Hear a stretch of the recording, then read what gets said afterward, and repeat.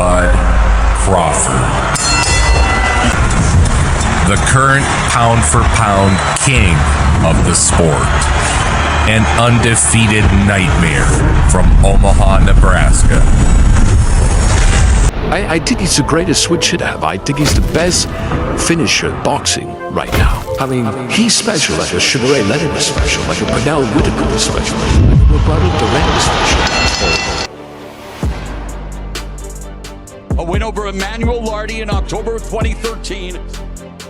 For years, the boxing world tried to find the ceiling. Southpaw stance. They tried to find a man who could make him look human. Crawford battered Spence over 9 rounds.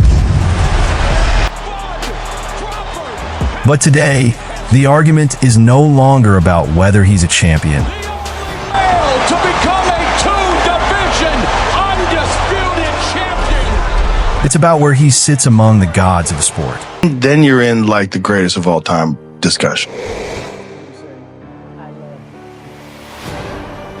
Before the multi-million-dollar gates and the 3-division undisputed history, there was just a bad kid with a gift for violence. Just a typical bad kid running the neighborhood. It was something in him, you can see it in him, but it took a while for us to realize what he had. Anything that I ever did, I just wanted to win so bad so I can. In his first real test, Crawford announced his arrival to the boxing world. Crawford was a late-notice replacement against Brady's Prescott. Some people think Prescott is too experienced. Some people think Crawford is just too good. It was the night the mainstream took notice. That's the fight that a lot of people started taking notice of who I really was. The fighter from the middle of the country, Terence Crawford, who's been built up and is undefeated. Is he real?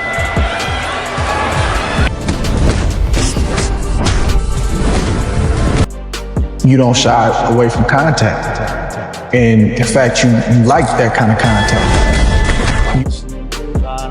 Crawford and a beautiful right hook on that left eye. It's a big win for Terence Crawford.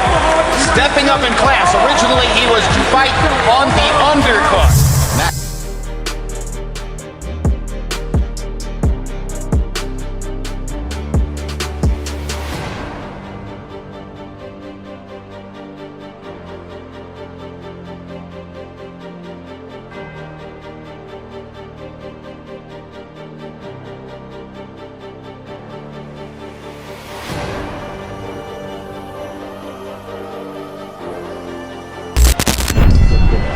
+100 years of boxing. He switched seamlessly, southpaw and orthodox.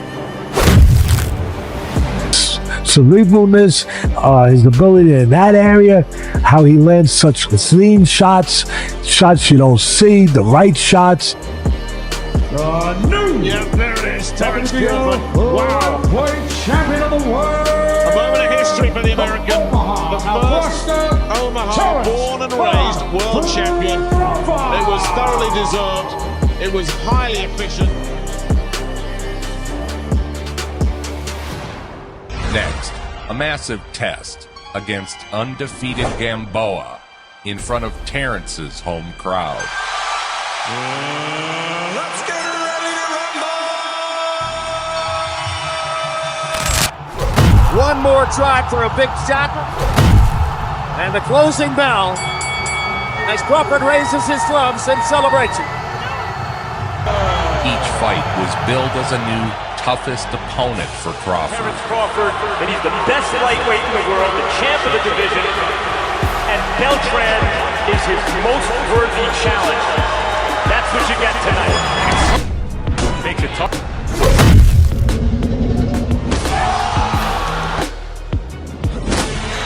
One more try for a big shot. And the closing bell. Crawford raises his gloves in celebration. Rule 5, 50-43 over Terence Crawford in terms of punches landed. 140-pound title holder Terence Crawford had already signed to defend against Montreal-based Haitian challenger Gary John in his hometown of Omaha, Nebraska. Crawford cleared each challenge with such ease that people assumed the challenger had been overrated, and not that Bud was just that good. Hard right hand by Crawford. Down goes Sean. First knockdown of the fight comes in the first round.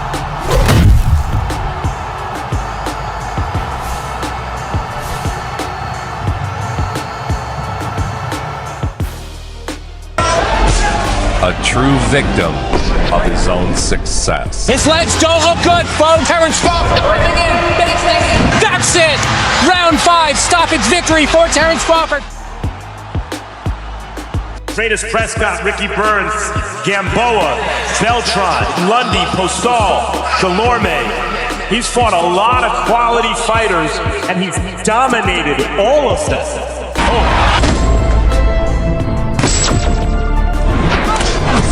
He ran circles around John Molina. Jabs and uppercut. Body shot by the body.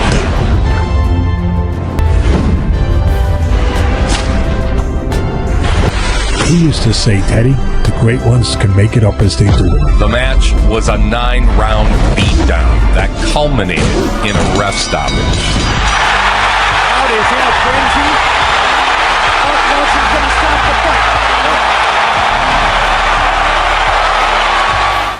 Next, a match for the undisputed lightweight crown against undefeated WBA and IBF champion Julius Indongo. What we got was another destruction. Fight fire with fire.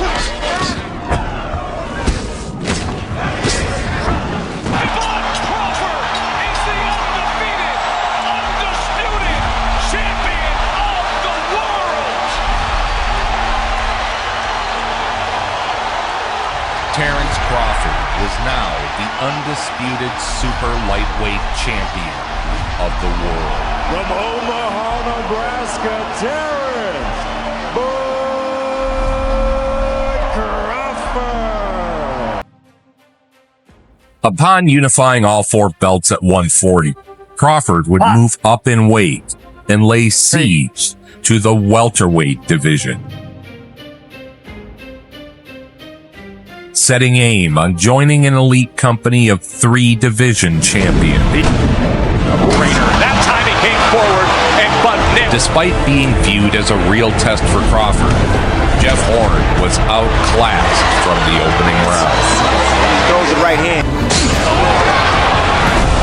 Punching between punches and a flush left hand. And here comes Bud. Crawford on the attack. That's it. It's over. It's over. And now a triple division world champ here in Vegas. Bud Crawford on top of the world. He started off Bud With was the now WBO lightweight title.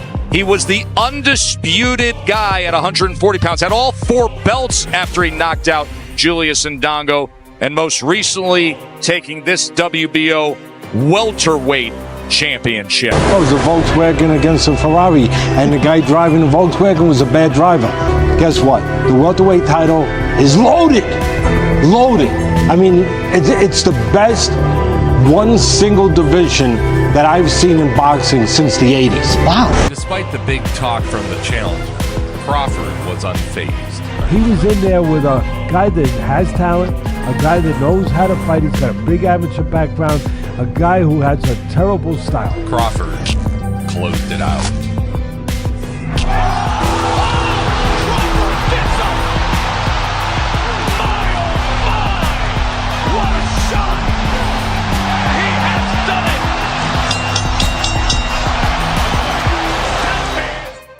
Then came the truth.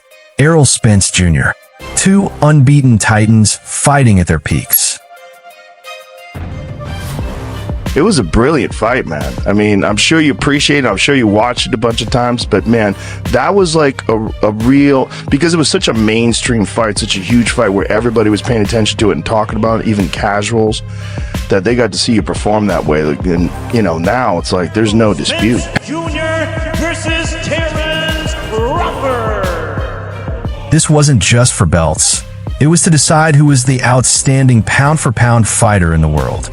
After a career full of people overlooking his greatness, Terence Crawford would finally get a chance to shut the haters up once and for all. 12 rounds to decide who is, in all probability, the outstanding pound-for-pound fighter in the world today. It didn't take long for Crawford to take control of the fight. There's a combination that drops Errol Spence for the first time in his career. What? It was beautiful, man. I mean, just the way you control, the way you switch things up. Oh my goodness, a left hand that rattled Spence. The left hand. Crawford battered Spence over 9 rounds.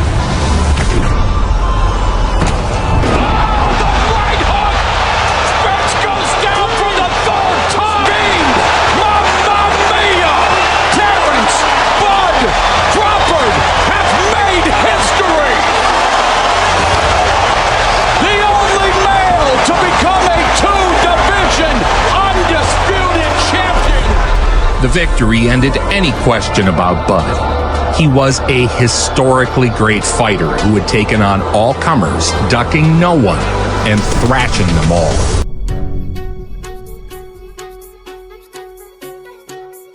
He'd jump up 2 more weight classes to 168 and challenge Canelo Alvarez for the undisputed super middleweight championship.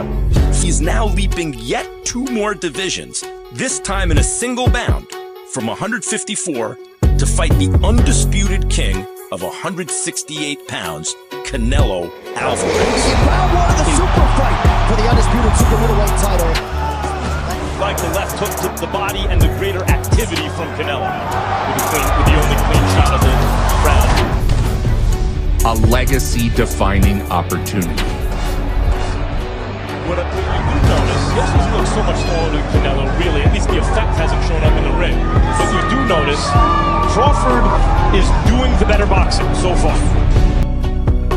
Crawford dictated the exchange, beating the larger man to the punch until the final bell rang.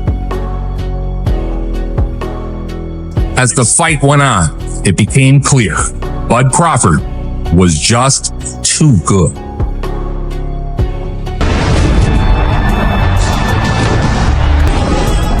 Then the legacy was cemented. And when the final bell rung, the boxing world had a new king, an undisputed titan of the sport. And Jada both have it, 115 to 113 to the winner by unanimous decision, the Fighting Pride of Omaha, Nebraska, USA, and new Ring Magazine, an undisputed super middleweight champion of the world, Terence